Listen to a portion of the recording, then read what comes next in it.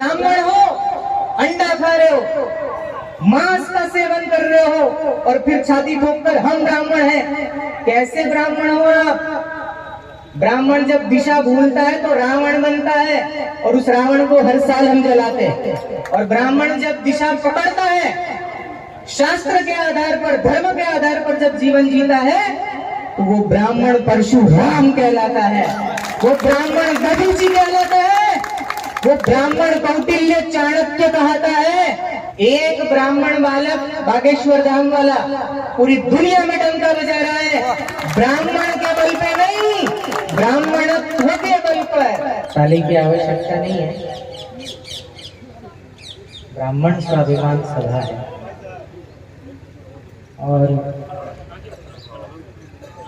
वेदना है, और जब हृदय में वेदना होती है तो ताली नहीं बजाई जाती, आंखों से आंसू बहते हैं। अभी बहन जी ने बहुत अच्छा कहा, मैं बहुत खुश हूँ इतने लोग इकट्ठा हुए। और भी पूर्व वक्ताओं ने कहा हम में ये शक्ति है, हम में वो शक्ति है। आपकी शक्ति क्या है, कैसी छुपी है, कैसे प्रकट हो सकती है, सब कुछ बोल दिया। लेकिन मैं एक छोटा सा उदाहरण देकर समझाना चाहता हूँ। आज देश की जो परिस्थिति है, और उसमें पूज्य महाराज जी ने तो बहुत सुंदर बात कही थी कि ऊपर बैठने वाले चौकीदार, नीचे बैठने वाले जमींदार। आपको पता है चौकी के 4 पाए होते हैं, बिना पायों की चौकी हो सकती है, और उस पर हम बैठे हुए चौकीदार है। वो 4 स्तंभ कौन से? बोले ये 4 वर्ण ही 4 स्तंभ है। उसमें से एक ब्राह्मण है, दूसरा क्षत्रिय है, तीसरा वैश्य है, चौथा शूद्र है तो सब हमारे ही ना। इन चारों चौकी के पायों में से एक भी टूट जाएगा तो क्या आप सुरक्षित ऊपर बैठ पाएंगे? बोलो ना। पीछे से आवाज नहीं आ रही। बैठ पाओगे? जब हम 4 पायों के बिना की चौकी पर नहीं बैठ सकते, तो जब तक हम चारों वर्णों को साथ में लेके नहीं चलेंगे, तब तक सनातन धर्म की विजय पताका कैसे विश्व में लहरा पाएंगे?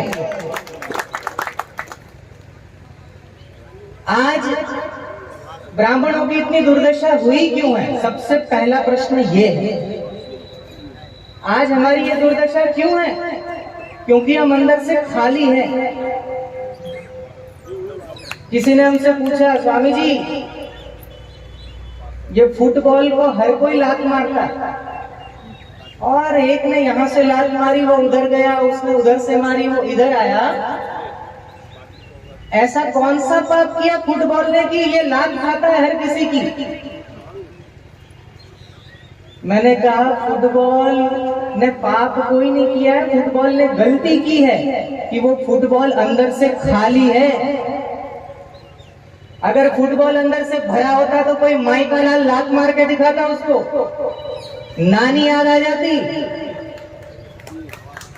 नानी याद आ जाती।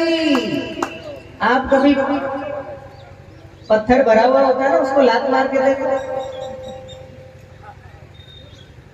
आज हमारी दुर्दशा इसलिए ऐसी है क्योंकि हम अंदर से खाली है। कोई भी आके हमें लात मार के चला जाता है। कोई कहता है ब्राह्मणों ने दलितों पर जुल्म किया, कोई कहता है ब्राह्मणों ने जातियां बनाई। आप लोगों ने बनाई क्या जातियां? अरे बोलो ना। तो आपने बोला कि नहीं तभी उठकर कि हमने जाति नहीं बनाई? जाति बनाई थी, अभी महाराज जी ने कहा, जाति बनाई थी उस गद्दार, उस धोखेबाज अंग्रेज अधिकारी ने, जिसका नाम था ब्रीड रोस्ट। गूगल सर्च करिए। 4 जनवरी 1844 1844 में केरल में 33 संस्थाओं ने मिलकर ब्रीड रोस्ट नाम के एक भ्रष्ट अधिकारी ने जातिगत जनगणना का एक लिस्ट तैयार किया। उस लिस्ट किस आधार पर तैयार किया कि कौन सा व्यक्ति कितना धनवान है। जो निर्धन था उसको नीचे नाम लिखते गए, और हम लोगों ने कालांतर में मान लिया कि ये हमसे नीचे, ये हमसे नीचे, ये हमसे नीचे। ये ब्रीड रोस्ट का फैलाया हुआ जाल था जिसमें भारत का प्रत्येक व्यक्ति शिकार हुआ, और आज हम जातिवाद की ऐसी दलदल में धंसते जा रहे हैं कि हम उबरने का नाम नहीं ले पा रहे।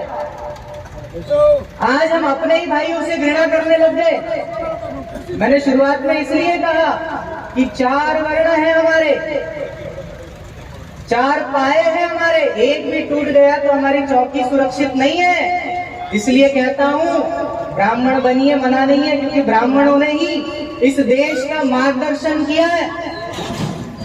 लेकिन ब्राह्मण कौन, ये भी समझना आवश्यक है।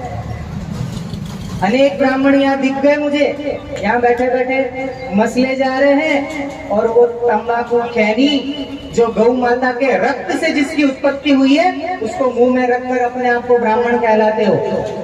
ये अंदर का है खालीपन, निकालो इसको, दूर फेंको। ब्राह्मण हो, अंडा खा रहे हो, मांस का सेवन कर रहे हो, और फिर छाती ठोककर हम ब्राह्मण हैं। कैसे ब्राह्मण हो आप? ब्राह्मण जब दिशा भूलता है तो रावण बनता है, और उस रावण को हर साल हम जलाते हैं। और ब्राह्मण जब दिशा पकड़ता है, शास्त्र के आधार पर, धर्म के आधार पर जब जीवन जीता है, तो वो ब्राह्मण परशुराम कहलाता है, वो ब्राह्मण दधीची कहलाता है, वो ब्राह्मण कौटिल्य चाणक्य कहता है। क्या है आपके अंदर वो ब्राह्मणत्व?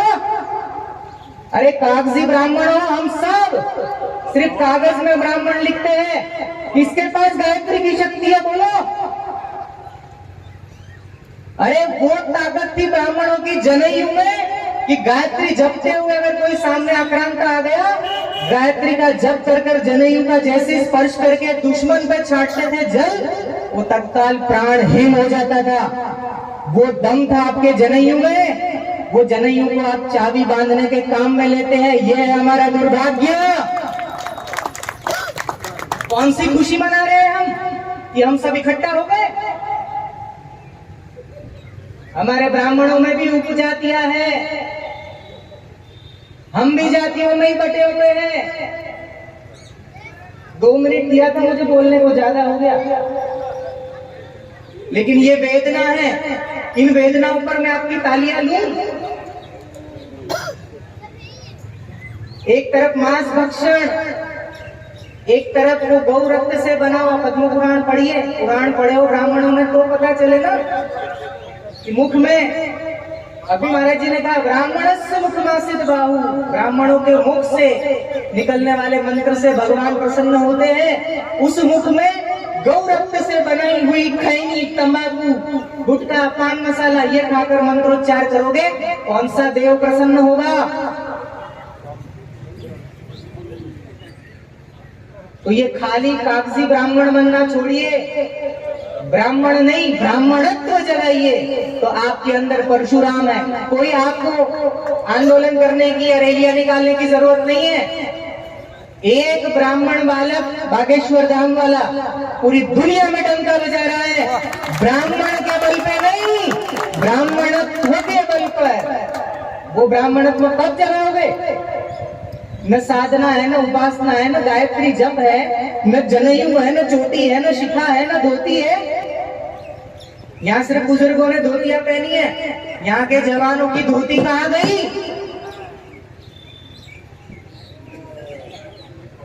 कितने यहाँ सुबह प्रातः काल में उठकर गायत्री जपते हैं बताओ? जो जपते हैं प्रणाम है, लेकिन गिने चुने उंगली पर गिना सकता हूँ। अच्छा, गायत्री कितने बजे जपते हो? शाबाश, आपको प्रणाम। गायत्री जपने का समय ही 4 बजे है। जो उठेगा 8 बजे, जपेगा 10 बजे, वो गायत्री जपने का दोष है। मुहूर्त में जगते हैं, ये बात है। काशी विश्वनाथ के सेवक हैं। जय परशुराम बोलना बहुत अच्छी बात है। ये ब्राह्मण स्वाभिमान सम्मेलन है, इसलिए आपका स्वाभिमान तब जगेगा ना जब आपके भीतर ब्राह्मणत्व होगा। अरे ब्राह्मणत्व होगा ना तो रैली और आयोजन और किसी नेता के सामने गिड़गिड़ाने की जरूरत नहीं है। वो झक मार के चरण धोकर पिएगा आपके। ब्राह्मणत्व जगाओ तो सही। थोड़ी सी मेरी वेदना थी, वो मैंने आप सबके समक्ष रखी। और मैं वो कहने वाला व्यक्ति नहीं हूँ कि मैं बच्चा हूँ और मुझे माफ कर दो, क्योंकि अगर बच्चा हो तो उसको माइक लेना नहीं चाहिए। ब्राह्मणों की सभा है, उसमें विद्वानों की सभा है, विद्वत्ता ही यहाँ पर सामने आनी चाहिए। इसलिए माफी तो हम नहीं मांगेंगे, लेकिन अगर किसी को मेरी बात कड़वी लगी हो, भगवान करे उसमें और कड़वापन उसे लगे, चला जाए तो चला जाए, हमको परवाह नहीं है। लेकिन सत्य परेशान जरूर होगा, पराजित नहीं होगा। जय श्री राम। एक बार फिर से राम जी ने जब रावण से युद्ध लड़ा तो राम जी की सेना ने कौन से नारे लगाए? हरे हरे। परशुराम जी भी जब है वंशीय जो क्षत्रिय राजा धर्मविहीन हो गए थे, उनसे लड़ते हुए कौन सा नारा लगा रहे थे?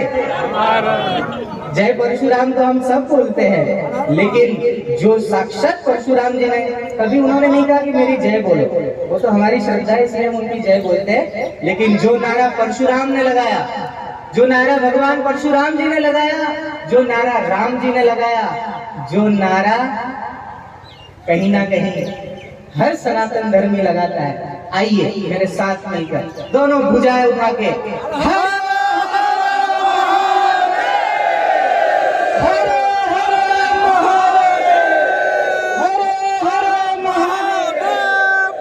जय सनातन, जय परशुराम। बहुत सुंदर, बहुत धरती